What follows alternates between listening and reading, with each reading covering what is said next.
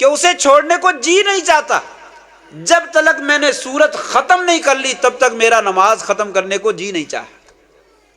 یہ تاثیر تھی قرآن مجید کی۔ ابو جہل، اخنس بن شریک، ابو سفیان، 3 مشرکوں کے سردار رات کو ایک چوک میں اکٹھے ہو گئے، کہنے لگے اس رات کے وقت میں 12 بجے 1 بجے کیا کر رہے ہو یہاں پہ؟ تینوں ایک دوسرے سے پوچھنے لگے۔ ایک بندہ آہستہ سے بولا، یار معذرت، مجھے معاف کر دینا، میں محمد صلی اللہ علیہ وسلم کا بیت اللہ پہ چھپ کر قرآن سن رہا تھا۔ وہ ایک دوسرے کو گالیاں دینے لگے۔ دوسرا کہنے لگا گالیاں نہ دو، میں بھی وہیں پہ چھپ کر قرآن سن رہا تھا۔ تیسرا کہنے لگا میں بھی وہیں پہ چھپ کر قرآن سن رہا تھا۔ تینوں نے ایک دوسرے کو ملامت کی، یہ تم نے کیا کیا؟ صبح کو گالیاں دیتے ہو اور آپ کے ساتھ دشمنی کرتے ہو اور رات کو بیٹھ کے قرآن سنتے ہو، وعدہ کرو آئندہ زندگی میں دوبارہ ایسے نہیں کرنا۔ کہنے لگے ٹھیک ہے۔ اتفاق ایسا، اگلے دن آپ پھر بیت اللہ میں قرآن پڑھ رہے اور تینوں چھپ کر جو ہے وہ سن رہے۔ دیتا ہوں پروگرام ہمارا اختتام کی طرف جا رہا ہے۔ استاد العلماء فضیلت الشیخ حضرت مولانا ڈاکٹر عتیق الرحمان صاحب حفظہ اللہ تعالیٰ کو فاضل مدینہ یونیورسٹی سعودی عرب، سابق مدرس مسجد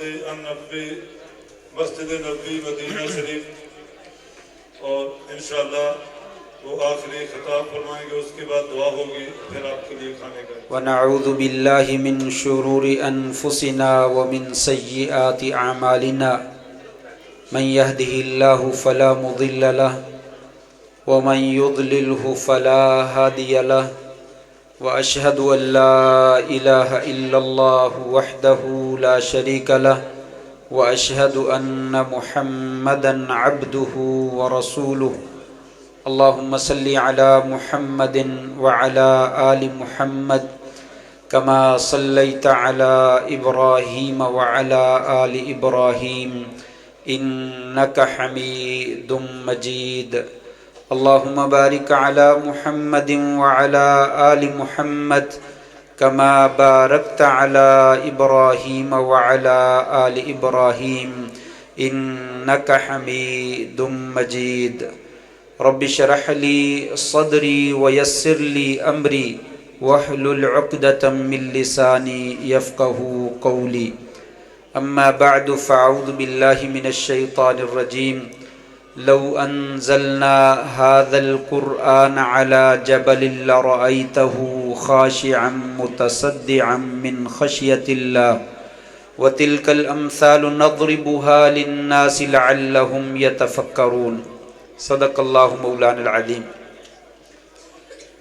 نہایت ہی عزت کے لائق مہمانان گرامی، معزز والدین اور معزز سامعین و معزز سامعات، خواتین و حضرات،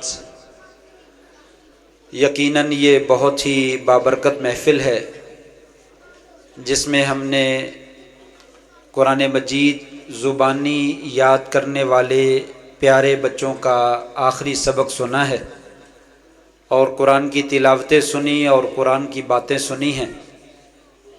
یقیناً قرآن مجید اس کائنات میں ایک لازوال، بے نظیر اور بے مثال کتاب ہے، جو کہ رشد و ہدایت کا منبع ہے، خیر و برکت کا خزانہ ہے، اخلاق حسنہ اور حکمت و دانائی سے لبریز ہے۔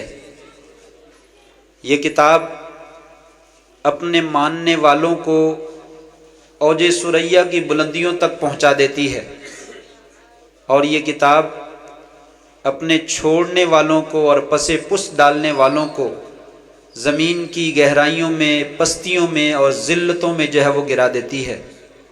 ان اللہ یرفع بہذا الکتاب اقواما ویضع بہ آخرین۔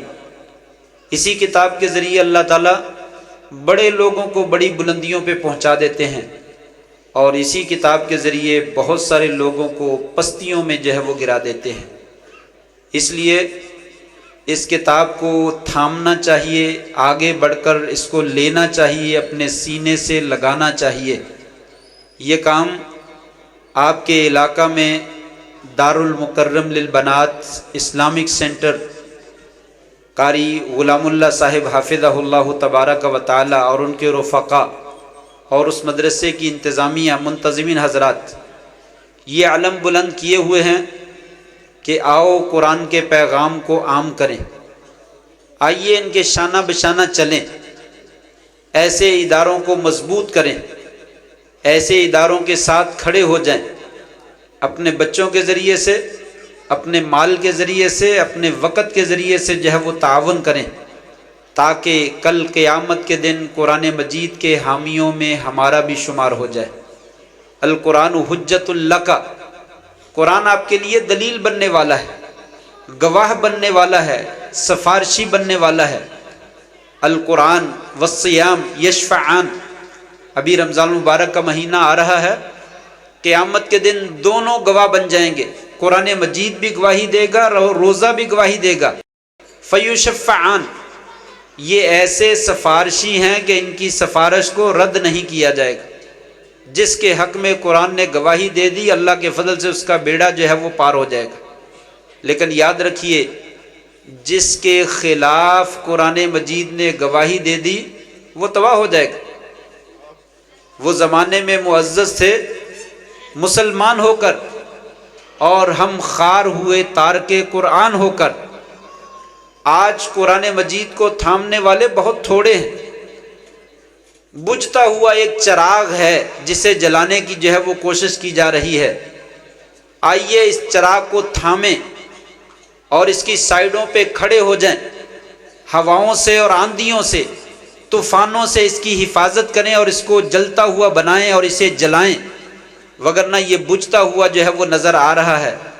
قرآن تو اس کا چراغ جلتا رہے گا، اس کی روشنی تو منور ہوتی رہے گی، لیکن ہماری بدقسمتی ہوگی اگر ہم اس سے جو ہے وہ دور ہو جائیں گے۔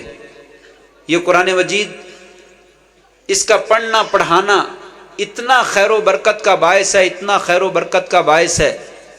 آپ صلی اللہ علیہ وآلہ وسلم نے فرمایا، یؤمکم اقرؤکم لکتاب اللہ، لوگو تمہارا امام کون بنے گا؟ جسے قرآن مجید زیادہ یاد ہو۔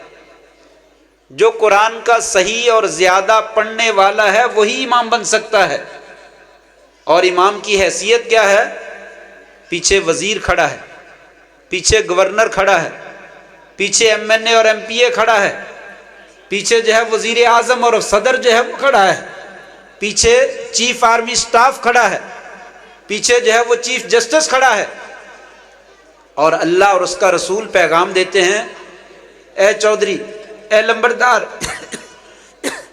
اے بڑے انسان، یاد رکھ لے یہ قرآن مجید کا حافظ تیرے سامنے کھڑا ہے، یہ نماز پڑھا رہا ہے، اس کے رکوع میں جانے کے بعد جب تک یہ رکوع سے سر نہ اٹھائے تو اپنا سر نہ اٹھانا۔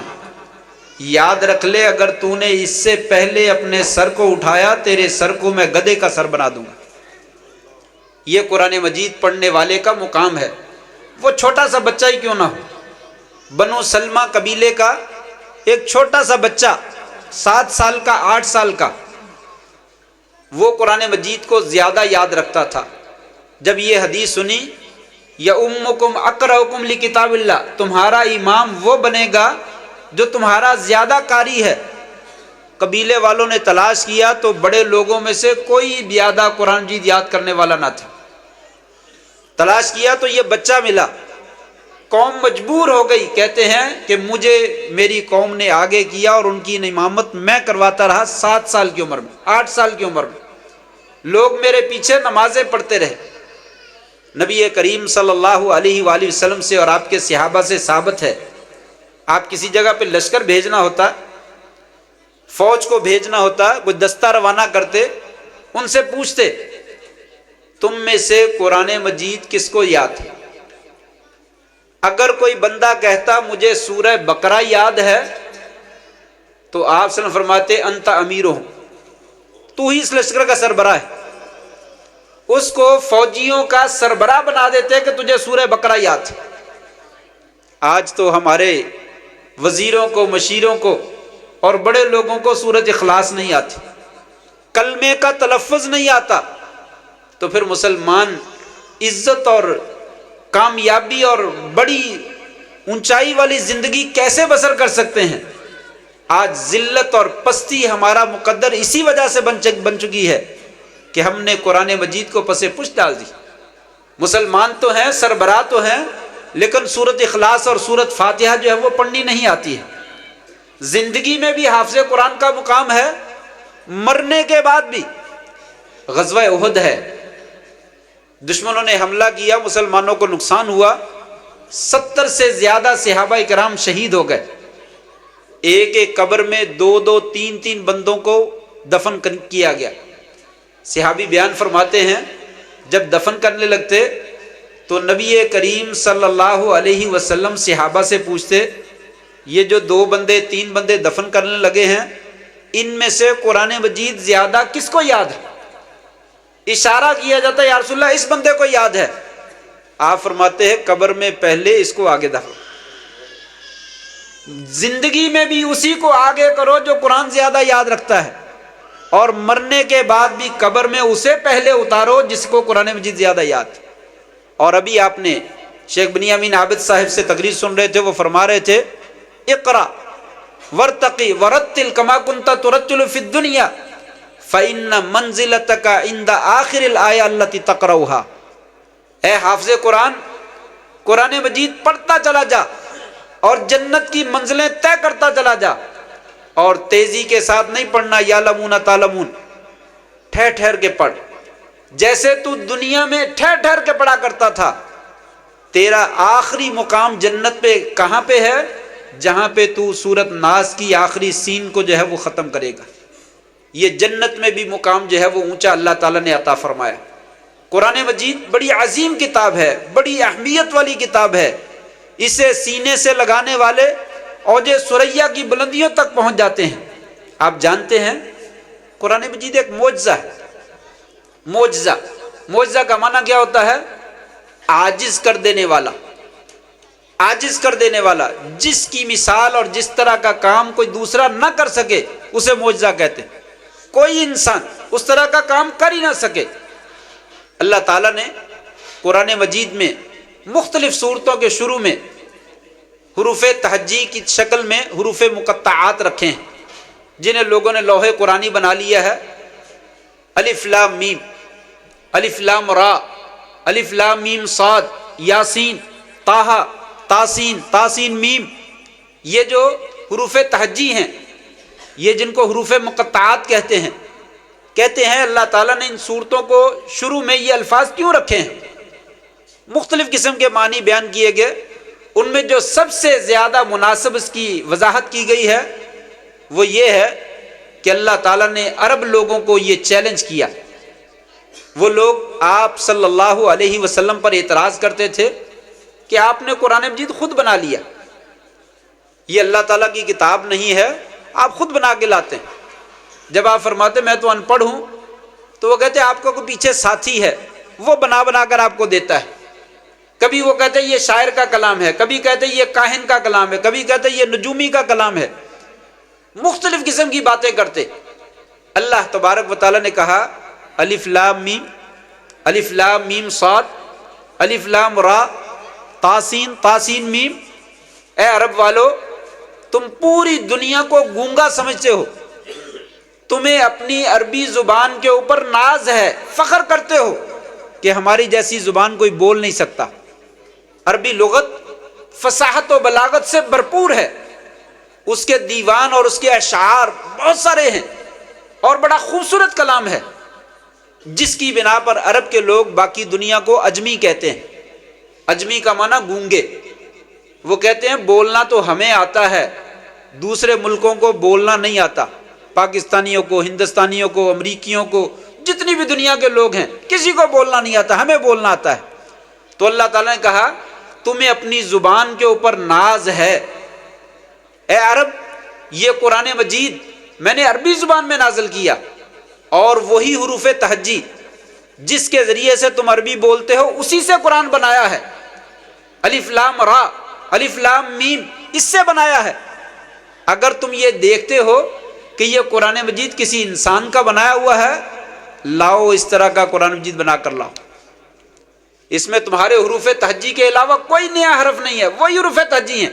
الف با تا ثا جیم ہا، یہ سارے وہی حرف ہیں. اگر تم یہ کہتے ہو کسی انسان نے بنایا تو اس طرح کا قرآن مجید بنا کر لے آؤ. پھر کہا نہیں، تم نہیں کر سکتے. تم ایسا کرو، فاتو بعشر سور مثلہ مفتریات، 114 صورتیں نہیں، صرف 10 صورتیں بنا کر لے آؤ، 10 صورتیں. پھر کہا نہیں، تم یہ بھی نہیں کر سکتے. فَإِن لَّمْ تَفْعَلُوا وَلَن تَفْعَلُوا، تم جتنا مرضی ایڑی چوٹی کا زور لگا لو نہیں کر سکتے. تم قرآن مجید کی صرف ایک چھوٹی سی سورت جیسی سورت بنا کے لے آؤ. اِنَّا أَعْطَيْنَاكَ الْكَوْثَرَ فَصَلِّ لِرَبِّكَ وَانْحَرْ اِنَّ شَانِئَكَ هُوَ الْأَبْتَرُ، چھوٹی سی سورت ہے، اس طرح کی بنا لاؤ.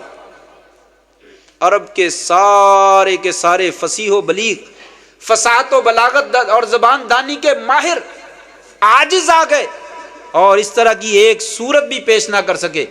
مسیلمہ کذاب اور اس طرح کے دوسرے جھوٹے مدعیان نبوت، انہوں نے بڑی کوشش کی کہ ہم بنا کے لاتے ہیں. ایک آدمی نے کہا میں بنا کے لاتا ہوں، تو انہوں نے کہا بناؤ. اس کا ساتھی بھی کافر ہے اور وہ تو نبی جھوٹا ہے. اس نے کہا کیا وحی آئی ہے؟ کہنے لگا الفیل وما الفیل وما ادراک ما الفیل، ہاتھی. تجھے کیا معلوم ہاتھی کیا ہے؟ ہاتھی کیا ہوتا ہے؟ لہو انف طویل، اس کی ناک بڑی لمبی ہوتی ہے. وذنب قصیر، اس کی دم جو ہے وہ بڑی چھوٹی ہوتی ہے. وہ مشرک ساتھی جو ہے، اس کا ساتھی کہنے لگا اللہ کی قسم تو جھوٹ بولتا ہے، یہ تیری بات جو ہے قرآن مجید کے قریب سے بھی نہیں گزرتی. وہ مشرک ہے، وہ اس کا رد کرتا ہے. عرب کے لوگ اس طرح کا قرآن نہ لا سکے. یہ قرآن مجید معجزہ ہے، یہ اللہ کا کلام ہے، مخلوق نہیں ہے، یہ اللہ تعالیٰ کی صفت ہے. اللہ نے ان حروف کے ساتھ، ان کلمات کے ساتھ اللہ نے کلام کیا اور وہی کلام جبریل لے کر آپ صلی اللہ علیہ وسلم کے قلب اطہر پہ اترے. یہ کلام جس زبان پہ جاری ہو جاتا ہے وہ زبان میٹھی ہو جاتی ہے، وہ زبان بڑی عظیم ہو جاتی ہے اور اللہ تبارک و تعالیٰ کو محبوب ہو جاتی ہے. اللہ تعالیٰ کے ہاں وہ پیارا بن جاتا ہے. اور یہ قرآن مجید صرف معجزہ ہی نہیں، الفاظ کے اعتبار سے بھی معجزہ، معانی کے اعتبار سے بھی معجزہ اور اپنے مفہوم کے اعتبار سے بھی معجزہ. ہر زمانے، ہر مکان، مشرق کے لیے، مغرب کے لیے، شمال کے لیے، جنوب کے لیے، کالے لوگوں کے لیے، گورے لوگوں کے لیے، 1400 سال پہلے لوگوں کے لیے، آج کے لیے اور قیامت تک کے آنے والے لوگوں کے لیے، ہر ایک کے لیے مشعل راہ، یکساں طور پر رہنمائی کرنے والا ہے، ہدایت دینے والا ہے.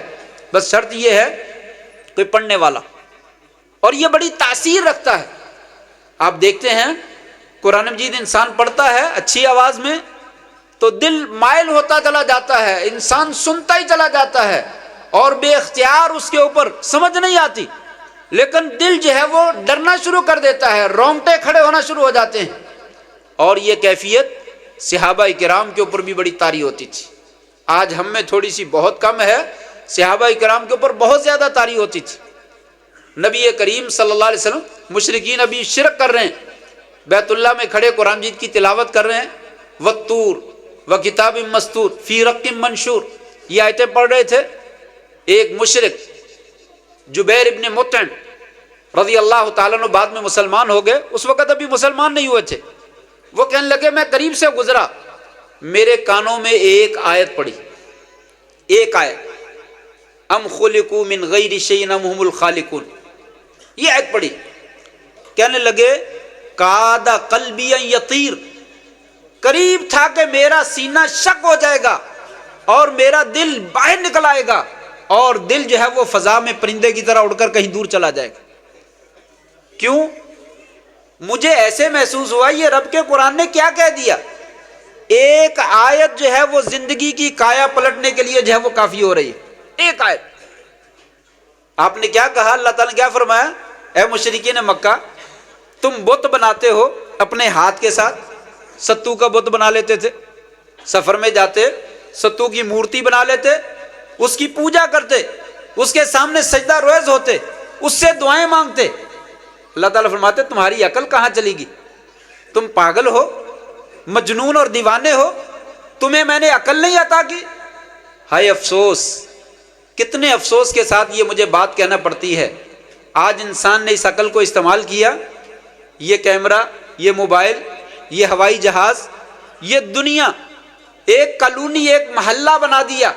موبائل کے اندر پوری دنیا آپ کے سامنے ہے، مشرق و مغرب، شمال و جنوب، جہاں تک مرضی آپ رسائی حاصل کرنا چاہیں کر سکتے ہیں۔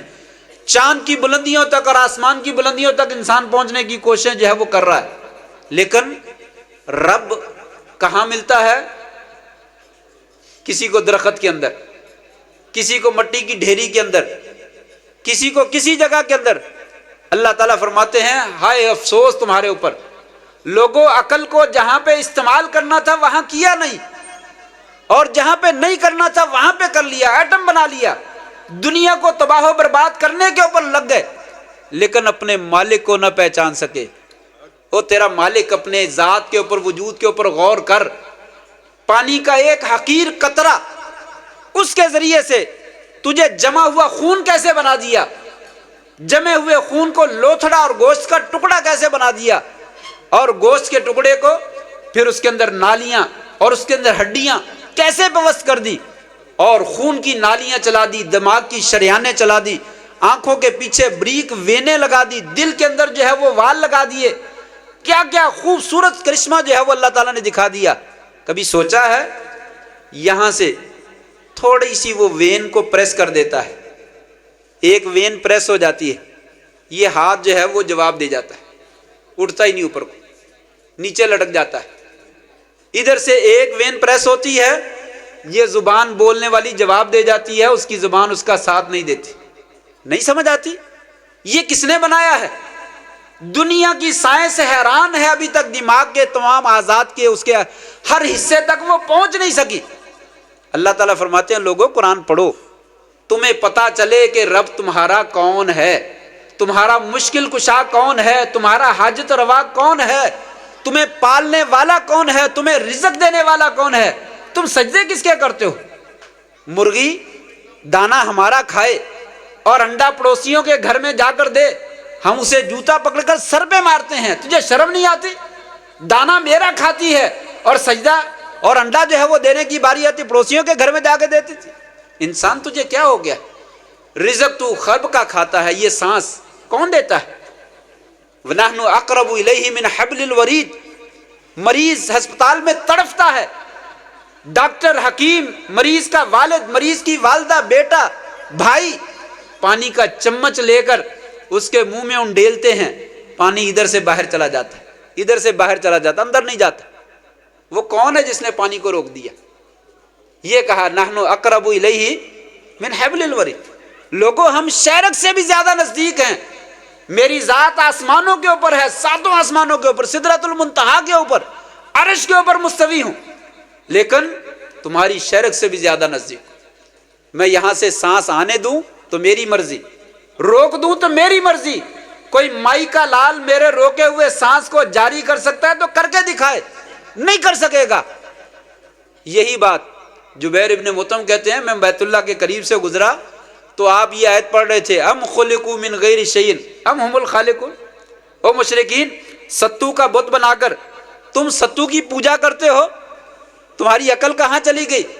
رستے میں جا کر پیاس لگتی تھی، اس کا بازو توڑتے اور اس کو پانی میں گھول لیتے اور شربت بنا کر پی جاتے۔ تھوڑی دیر کے بعد پھر بھوک لگتی، دوسرا بازو اور ٹانگ توڑتے اور اس کا سر توڑتے، پانی میں مکس کرتے اور اس کو پی جاتے۔ تمہاری عقل کیوں مارے گی؟ یہ بت جو خود کچھ کر نہیں سکتا ہے، جس کو تم نے اپنے ہاتھوں سے بنایا ہے، جس کو توڑ کر تم خود کھا جاتے ہو، وہ تمہارا رب ہے، وہ کرنی والا ہے، وہ مشکل کشا ہے، تمہاری عقل کیوں نہیں ٹھکانے آتی؟ یہ بات اللہ نے کہی، ہم خلقوا من غیر شیء ام هم الخالقون۔ کیا یہ بغیر کسی چیز کے بن گئے؟ ساری دنیا خود بخود ہی بن گئی، جیسے ڈارون کا نظریہ، خود بخود ہی بن گئے؟ کوئی چیز خود نہیں بنتی۔ کوئی آدمی کہے یہ دیکھیے باہر تیز آندھی چلی، مٹی ہے مختلف قسم کی، درخت کو پتے ہیں، رنگ ہیں دنیا میں بڑے، ہوا سارے رنگوں کو اڑا کر لائی اور لا کر جو ہے یہ وائٹ بورڈ جو ہے، یہ آپ کی کپڑا جو ہے، اس کے اوپر وہ مٹی آگے گری اور یہ رنگ بکھرتے چلے گئے اور یہ الفاظ بنتے چلے گئے اور یہ عبارت لکھی گئی۔ کوئی آدمی اس طرح کی بات کہے، کوئی سمجھ میں آتی ہے؟ کوئی سمجھ سکتا ہے کہ یہ خود بخود بن گیا؟ یہ مائک خود بخود بن گیا، یہ پنکھا خود بخود بن گیا، یہ کیمرے خود بخود بن گئے، یہ ہوائی جہاز خود بخود بن گیا؟ کیسے بن گئے؟ وہ پاگل ہے۔ جو آدمی اس طرح کی بات کرتا ہے اس کو پاگل کہا جاتا ہے۔ لیکن عجیب اتفاق ہے کہ دنیا مانتی ہے یہ ساری کائنات خود بخود بن گئے۔ غالباً امام ابو حنیفہ رحمہ اللہ کے بارے میں آتا ہے، اس کا کسی بے دین کے ساتھ مناظرہ ہو گیا ان کا، تو وہ لیٹ ہو گئے، تو وہ بے دین جو تھا، جو رب کو نہیں مانتا تھا، وہ کہنے لگا میں مناظرہ جیت گیا، وہ نہیں آیا تمہارا مولوی، میں جیت گیا۔ ابھی وہ شور ہی مچا رہا تھا کہ امام صاحب تشریف لے آئے۔ امام صاحب آ گئے تو وہ کہنے لگا بس مناظرہ نہیں ہونا، میں جیت گیا ہوں، آپ لیٹ ہو گئے۔ وہ کہنے لگا تم جیت گئے، کوئی بات نہیں، میری بات تو سن لو، بس میں اتنا بنانا چاہتا ہوں میں لیٹ کیوں ہوا۔ کہنے لگے چلو بتاؤ۔ کہنے لگا میں دریا کے کنارے پہ آیا تھا، آپ کا گھر دریا کے اس طرف تھا اور میں اس طرف تھا، مجھے کشتی نہیں ملی، میں انتظار کرتا رہا، دیر ہو گئی، اسی وجہ سے میں لیٹ ہو گیا۔ اچانک میں کیا دیکھتا ہوں، دریا کے کنارے پہ ایک درخت ہے، وہ ٹوٹنا شروع ہو گیا، وہ چرنا شروع ہو گیا خود بخود ہی، وہ اس کے تختے بننے شروع ہو گئے، وہ تختے آپس میں جڑنے لگے اور جڑ جڑ کر وہ بہترین ایک کشتی بن گئی۔ میں جلدی سے اس میں بیٹھ گیا، وہ کشتی خود بخود چلنے لگی اور مجھے دریا کے کنارے پہ آپ کے پاس لے آئی اور میں آپ کے پاس آ گیا۔ وہ دہریہ بے دین جو رب کو نہیں مانتا تھا، اللہ کو نہیں مانتا تھا، کہنے لگا لو مولوی صاحب مناظرہ تو ہارے ہی ہارے تھے، ان کا نعوذ باللہ من ذالک دماغ بھی خراب ہو گیا، وہ درخت بھی کٹتا ہے خود بخود ہی، اس کے تختے بھی بنتے ہیں اور اس کی کشتی بھی خود بخود بن جاتی، خود بخود بھی کوئی چیز بنتی ہے۔ وہ کہنے لگے، امام صاحب فرمانے لگے پھر دماغ میرا خراب نہیں ہے، تیرا خراب ہے۔ ایک کشتی تو خود بخود بن نہیں سکتی ہے، تو ساری کائنات کو کہتا خود بخود بن گئی ہے۔ یہی بات اللہ نے قرآن میں کہی، ام خلقوا من غیر شیء، کیا یہ بغیر کسی کے پیدا کرنے کے پیدا ہو گئے ہیں؟ ام هم الخالقون، یا انہوں نے اپنے آپ کو خود بنایا ہے؟ کوئی آدمی اپنے آپ کو خود بنا سکتا ہے؟ نہیں بنا سکتا۔ یہ کیمرہ، یہ مائک اپنے آپ کو نہیں بنا سکتا، انسان اپنے آپ کو خود نہیں بنا سکتا۔ اگر خود بنا سکتا ہوتا تو فرعون موسیٰ علیہ السلام کو لے کر اپنے گھر میں پالتا ہی نہ، وہ کہتا اپنے آپ کو تو ساری دنیا بنا سکتی ہے، موسیٰ کی کیا ضرورت ہے؟ کہا اس کو رکھ لو، شاید یہی میں بیٹا بنا لوں، میرے گھر میں بیٹا ہی نہیں ہے۔ یہ خود بخود نہیں بنتے، بنانے والے کے ذریعے سے بنتے۔ یہ ایک آیت کہتے ہیں میری زندگی میں انقلاب پیدا کرنے کا ذریعہ بن گئی۔ وقت تھوڑا سا ہے، ٹائم بڑی تیزی سے گزر رہا ہے، آپ تھکے ہوئے ہیں، یہ تو موضوع بڑا طویل ہے، جتنی مرضی لمبی بات کر لی جائے، بس ایک یا دو باتیں کر کے میں اپنی بات انشاءاللہ ختم کرتا ہوں۔ ایک صحابی رات کے وقت جو ہے وہ پہرا دے رہا تھا اور اس کا دوسرا ساتھی جو ہے وہ لیٹا ہوا تھا۔ جو پہرا دے رہا تھا وہ کہنے لگا کیوں نہ میں نماز پڑھ لوں۔ قرآن مجید کس قدر پورا تاثیر ہے، کس قدر زبردست اثر رکھتا ہے۔ کہنے لگا میں نے نماز نہیں لی، میں نے کہا چلو پہرا بھی دیتا ہوں، نماز بھی نہ ساتھ پڑھے جاتا ہوں۔ دشمن دور سے کھڑا دیکھ رہا تھا، اس نے سمجھا کہ کوئی مسلمان کھڑا ہے تو کیوں نہ اس کو تیر مار دا جائے۔ اس نے ایک تیر پھینکا، کہتے وہ سیدھا جسم میں آگے لگا۔ اس نے تیر نکالا اور نماز جاری رکھی۔ دشمن نے کہا بندہ گرا نہیں، اس نے دوسرا تیر پھینکا، دوسرا بھی لگا جسم میں، وہ بھی نکالا اور نماز جاری رکھی۔ دشمن نے تیسرا تیر مارا، تیسرا بھی جسم میں لگا، اس نے تیسرا بھی نکالا اور نماز کو جاری رکھا۔ نماز پڑھی سکون کے ساتھ، تسلی کے ساتھ پڑھی۔ نماز پڑھنے کے بعد خون کافی سارا نکل گیا اس کا، وہ بے ہوش ہونے کے قریب ہوا اور اپنے ساتھی کو اس نے جگایا کہ مجھے سنبھال لو، طبیعت میری ٹھیک نہیں ہے۔ وہ اٹھا اور اس نے دیکھا یہ خون سے بھرا ہوا ہے، سارا لت پت ہے، کیا مسئلہ ہے؟ اس نے کہا اللہ کے بندے کب سے تیری کیفیت ایسے، پہلے کیوں نہیں بتلایا؟ اس نے کہا نماز شروع کر رکھی تھی، اس میں سورہ کہف کی تلاوت کر رہا تھا، جب تلک وہ سورت ختم نہیں ہوئی میرا نماز ختم کرنے کو جی نہیں چاہا۔ قرآن پڑھ کے اللہ سے انسان ہم کلام ہوتا ہے، اس کے پڑھنے کا لطف اور مزہ ہی اتنا آتا ہے کہ اسے چھوڑنے کو جی نہیں چاہتا۔ جب تک میں نے سورت ختم نہیں کر لی تب تک میرا نماز ختم کرنے کو جی نہیں چاہا۔ یہ تاثیر تھی قرآن مجید کی۔ ابو جہل، اخنس بن شریک، ابو سفیان، 3 مشرکوں کے سردار رات کو ایک چوک میں اکٹھے ہو گئے، کہنے لگے اس رات کے وقت میں 12 بجے 1 بجے کیا کر رہے ہو یہاں پہ؟ تینوں ایک دوسرے سے پوچھنے لگے۔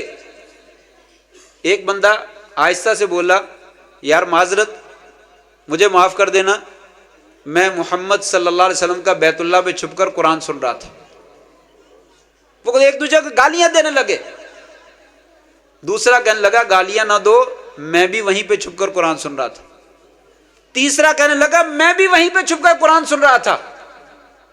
تینوں نے ایک دوسرے کو ملامت کی، یہ تم نے کیا کیا؟ صبح کو گالیاں دیتے ہو اور آپ کے ساتھ دشمنی کرتے ہو اور رات کو بیٹھ کے قرآن سنتے ہو، وعدہ کرو آئندہ زندگی میں دوبارہ ایسے نہیں کرنا۔ کہنے لگے ٹھیک ہے۔ اتفاق ایسا، اگلے دن آپ پھر بیت اللہ میں قرآن پڑھ رہے اور تینوں چھپ کر جو وہ سن رہے۔ واپس جانے لگے، تینوں کی پھر ملاقات ہو گئی، پھر پوچھا کہاں سے آئے ہو، پھر وہی ماجرا ہوا۔ تیسرے دن پھر وہ قرآن سننے کے لیے آئے۔ کیوں آتے تھے؟ یہ قرآن مجید جو سنتا ہے اس کا دیوانہ ہو جاتا ہے، وہ سنتا ہی رہ جاتا ہے کہ اس میں اللہ تعالیٰ نے بیان کیا کیا ہے، مسئلہ کیا ہے۔ وہ قرآن بڑے شوق سے سنتے تھے اور بڑے مزے سے سنتے تھے، ان کے دل پہ اثر کرتا تھا۔ آج ہمارے دل پہ قرآن اثر کیوں نہیں کرتا؟ آج ہم بہت پڑھ جاتے ہیں، تراویح آنے والی ہے، رمضان، بہت سے لوگ شوق سے سنیں گے اور سنائیں گے، اور کچھ لوگ جو ہے وہ آنکھیں بند کر کے سوتے سوتے سن ہی لیں گے، لیکن اکثر کو نیند آئے گی۔ یہ قرآن سنتے ہوئے نیند کیوں آتی ہے؟ اس لیے کہ ہمارا قرآن سے صحیح معنوں میں لگاؤ نہیں، ہمیں معلوم ہی نہیں میرا رب جو ہے وہ مجھے کیا کہہ رہا ہے، اس قرآن میں کیا بیان کیا جا رہا ہمیں پتہ ہی نہیں، جس کی وجہ سے ہماری آنکھیں، دل کھلنا تو بڑی دور کی بات ہے، ہماری آنکھیں نہیں کھلتی۔ اس قرآن مجید کو ترجمے کے ساتھ سمجھ کر پڑھنا چاہیے، یہ دلوں کو روشن کرتا ہے، سینے کے اندھیروں کو، تاریکیوں کو ختم کرتا ہے اور انسان کو نورانی روشنی مہیا کرتا ہے۔ لیکن کس کو؟ جس کو یہ سمجھ میں آتا ہے۔ جب سمجھ میں آتا ہے تو قرآن کا انسان دیوانہ بن جاتا ہے اور پڑھتا چلا جاتا ہے، وہ تھکتا ہی نہیں، وہ کہتا اور پڑھو۔ یہ نعتیں مجھے اور آپ کو بہت آتی ہیں، مسلے تے کھلوتے ہیں پیر سج جاون، امامت اے ہو جئی ہووے، یہ آتی نظم کہ نہیں آتی؟ یہ نظم آتی ہے، بہت شوق سے پڑھتے ہیں ہم، لیکن کبھی سوچا ہے سرکار دو عالم صلی اللہ علیہ وسلم کی نماز میں اتنے پاؤں کیوں سوج جاتے تھے، اتنی لمبی قرات کیوں کرتے تھے؟ قرآن مجید دراصل اللہ سے ہم کلام ہونا ہے، اللہ سے کلام کرتا ہے انسان، تو آپ کو مزہ اتنا آتا تھا قرآن پڑھنے کا، ختم کرنے کو جی نہیں چاہتا تھا۔ سورہ بقرہ آپ نے پڑھ ڈالی ایک رکعت میں، 2.5 پارے، پھر بس نہیں کی، سورہ آل عمران پڑھ ڈالی، سورہ نساء پڑھ ڈالی، 4-5 پارے ایک رکعت میں آپ نے کھڑے ہو کر قرآن مجید کے پڑھ ڈالے۔ آج میرے پاؤں اور آپ کے پاؤں فلم دیکھتے تو سوچ سکتے ہیں، پوری رات فنکشن شادی کا اور دوسرا کوئی فنکشن گزارتے ہوئے تو پاؤں سوچ سکتے ہیں، نماز میں نہیں سوچتے۔ تھوڑی سی نماز لمبی ہو جائے، قاری صاحب کیا بات ہے، مسجد میں رہنا نہیں ہے، آپ یہاں پہ ٹکنا نہیں چاہتے، چودھری صاحب کی کمر میں درد ہے اور آپ نے اتنی لمبی نماز پڑھا دی۔ کتنی لمبی پڑھائے گا قاری؟ 10 منٹ کی بجائے 15 منٹ کی کر دے، 20 منٹ کی کر دے گا۔ تو یہ قرآن مجید جب سمجھ میں آتا ہے تو پھر مزہ آتا ہے، اس لیے قرآن مجید جو ہے وہ سمجھ کر پڑھنا چاہیے۔ ومن اعرض عن ذکری، بس یہ آیت ہے، اس کا ترجمہ کر کے میں بات ختم کرتا ہوں۔ ومن اعرض عن ذکری فإن له معیشۃ ضنکا ونحشره یوم القیامۃ اعما قال رب لم حشرتنی اعما وقد كنت بصیرا قال كذلك اتتك آیاتنا فنسیتها وكذلك اليوم تنسى۔ جو لوگ ہمارے ذکر سے، قرآن مجید سے منہ موڑتے ہیں، قرآن کو پسے پش ڈال دیتے ہیں، ہم ان کے لیے کیا کرتے ہیں؟ دنیا کی زندگی ان کے اوپر تنگ کر دیتے ہیں، سکون سے زندگی بسر نہیں کر سکتے۔ آج مسلمانوں کی بالخصوص زندگیاں تنگ ہیں. کیوں؟ قرآن مجید کو پس پش ڈالا ہوا. فَإِنَّ لَهُ مَعِيشَةً ضَنْكَ وَنَحْشُرُهُ يَوْمَ الْقِيَامَةِ عَامًا. قیامت کے دن ہم اندھا کر کے اٹھائیں گے. وہ کہے گا انسان یا اللہ مجھے اندھا کیوں کر دیا؟ دنیا میں تو میری 2 آنکھیں موجود تھی، آج میری 2 آنکھیں کہاں چلی گئی ہیں؟ جواب دیا جائے گا کذالک اتتک آیاتنا. تیرے پاس قرآن نہیں آیا تھا ہمارا، ہماری آیتیں نہیں آئی تھی، تجھے پڑھ پڑھ کر نہیں سنائی جاتی تھی، تو نے ان کو پسے پش ڈال دیا، بھلا دیا. مولوی صاحب آپ کے پاس ٹائم ہے، میرے پاس ٹائم نہیں ہے. بچے کو داخل کرا دو، اسکول میں داخل پڑھنا ہے، انگلش میڈیم میں پڑھنا ہے، وہ فلاں ڈی پی ایس میں پڑھنا ہے، فلاں جگہ پہ جانا ہے. مولوی صاحب گھر میں آ کے پڑھا دیا کرو. گھر میں بھی آ جاتے ہیں مولوی صاحب پڑھانے، تو قاری صاحب آج چھٹی کر لیں، بچے کی طبیعت ٹھیک نہیں ہے. قاری صاحب آج بچے نے پڑھنے جانا ہے، آج جو ہے وہ اسکول کا امتحان ہو رہا ہے. قاری صاحب آج ہمارا فنکشن ہے، آج چھٹی کر لیں. لیکن اسکول بیٹا چھٹی نہیں کرنی. 1 لاکھ روپیہ فیس دی ہے وہاں پہ.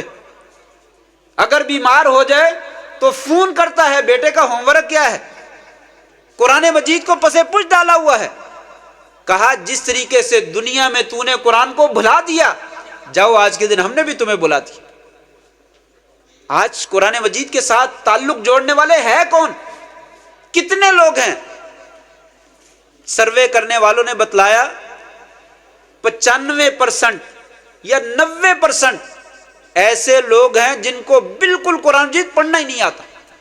مسلمانوں میں، غیر مسلموں کی بات نہیں کر رہا، پاکستان میں 90% لوگ ایسے ہیں جن کو قرآن مجید سرے سے پڑھنا نہیں آتا. ان کو دکان پہ بیٹھے اگر آپ گالیاں سنیں تو PhD کی ڈگری والیاں وہ گالیاں سناتے ہیں. زبان اتنی تیزی سے چلتی ہے کہ انسان پریشان ہو جاتا ہے یہ کیسے گالیاں دیتا ہے. جب اسے کہا جائے قرآن پڑھ لو تو کہتا ہے قرآن کی مجید کے لفظ میری زبان پہ نہیں چڑھتے، زبان بڑی موٹی سی ہے، بڑی موٹی ہوگی، گالیاں بڑی چڑھتی ہیں. کہا 90% لوگ ایسے ہیں جنہیں قرآن پڑھنا ہی نہیں آتا. کچھ اور آگے بڑھا لیں، 10% ہیں جن کو پڑھنا آتا ہے. 10% میں سے بھی 6-7% ایسے ہیں جن کو صحیح پڑھنا نہیں آتا. وہ سین کو سا پڑھتے ہیں، سا کو سین پڑھتے ہیں، تا کو تا پڑھتے ہیں، تا کو تا پڑھ دیتے ہیں، قاف اس کو کاف پڑھ دیتے ہیں کراچی والا، اور کراچی والے کاف کو جو ہے وہ جو بڑا کاف ہے اس کو 2 نقطے والا پڑھ دیتے. اس میں سے 6-7% ایسے لوگ ہیں جن کو صحیح پڑھنا نہیں آتا. 2-3% لوگ رہ جاتے ہیں جن کو صحیح پڑھنا آتا ہے. یہ مدرسوں کی اہمیت بتا رہا ہوں، یہ دین کے مدرسے اسلام کے قلعے ہیں، ان کی حفاظت کیجئے. 2-3% لوگ ہیں جن کو پڑھنا آتا ہے، اور ان میں سے بھی جو 2-3% صحیح پڑھنے والے ہیں ان میں سے 2% بلکہ 2.90% لوگ ایسے ہیں جن کو پتہ نہیں ہم پڑھتے کیا ہے، اس میں اللہ نے کہا کیا ہے، اس کا مطلب کیا ہے، جس کی وجہ سے نماز میں ہماری توجہ نہیں رہتی، تراویح میں ہمیں شوق نہیں رہتا اس کا زیادہ پڑھے. قاری صاحب آج تو آپ نے تھکا دیا، آج لگتا 2 پارے پڑھے ہیں، کل جتنا ٹائم تو نہیں لگا، آج تو زیادہ ٹائم لگا دیا. ہم یہی دیکھتے رہتے ہیں. 2.90% لوگ ایسے ہیں جن کو قرآن کے مطلب کا ہی پتہ نہیں. 10% لوگ ہیں جن کو پتہ ہے قرآن مجید یہ کہہ رہا ہے، اور ان میں سے عمل کرنے والے کتنے ہیں وہ مجھ سے زیادہ آپ جانتے ہیں. سود کی آیتوں کا کس کو پتہ نہیں ہے کہ سود حرام ہے، اور کتنے لوگ کھاتے ہیں. غریبوں کا اور یتیموں کا مال ناجائز نہیں کھانا چاہیے، یہ قرآن کہتا ہے. اپنے پیٹوں میں جہنم کی آگ نہ بھرو، کون نہیں بھرتا. جھوٹ بولنے والے پر اللہ کی لعنت ہے، کون جھوٹ نہیں بولتا. میں بھی آپ کے ساتھ شامل ہوں. اپنے اپنے گریبان میں جھانک کر دیکھیں کون سچ بولتا ہے. امانت میں خیانت نہیں کرنی ہے قرآن کہتا ہے، لیکن کون عمل کرنے والا ہے. تو جب یہ ہمارا رویہ ہے قرآن کے ساتھ تو شاعر نے غلط نہیں کہا. وہ زمانے میں معزز تھے مسلمان ہو کر، اور ہم خار ہوئے تارک قرآن ہو کر. آج امریکہ، یورپ، برطانیہ، جرمنی، انڈیا اور دوسرے تمام ممالک، غیر مسلم ممالک مسلمانوں کے اوپر بھوکے بھیڑیوں کی طرح حملہ آور ہیں. کیوں حملہ آور ہیں؟ ہمارا رب کے ساتھ تعلق تھا وہ ٹوٹا ہوا ہے، اس کو جوڑنے کی ضرورت ہے. یہ تھوڑا سا جوڑنے کی کوشش کی جا رہی ہے. اس کے ساتھ مل جائیں اور اس کے ساتھ تعاون کریں، دامے دل میں سکھنے جتنا بھی ہو سکتا ہے تعاون کریں، اور اللہ کے ساتھ دعا بھی کریں اللہ تعالیٰ ان لوگوں کو بھی کامیاب فرمائے، ہمیں بھی کامیاب فرمائے، اور ہمارا ماضی ہمیں واپس کر دے، ہماری عزت، ہماری بلندی اور ہمارا عروج جو تھا اللہ تعالیٰ ہمیں عطا کر دے۔ یا اللہ ہمیں قرآن مجید کے ساتھ صحیح معنوں میں تعلق جوڑنے کی توفیق نصیب فرما دے۔ ہمارے بچے جو قرآن یاد کر رہے ہیں اللہ قرآن مجید کو ان کے دلوں کا نور بنا دے۔ یا اللہ ان بچوں کو اپنے والدین کے لیے، اپنے اساتذہ کے لیے اور مدرسوں کی انتظامیہ کے لیے بہترین صدقہ جاریہ جو ہے وہ بنا دے۔ اللہ جو باتیں کی ہیں ان میں سے جو صحیح بات ہے کہنے والے کو بھی اور سننے والوں کو سب کو عمل کرنے کی توفیق نصیب فرما دے۔ جو اس میں کوئی غلط بات ہوئی ہے اللہ وہ میری جانب سے ہے، مجھے معاف فرما دے اور میرے حال پہ اور ہم سارے حال کے، ہمارے سب کے حال کے اوپر جو ہے وہ رحم فرما دے۔ وآخر دعوانا ان الحمد للہ رب العالمین۔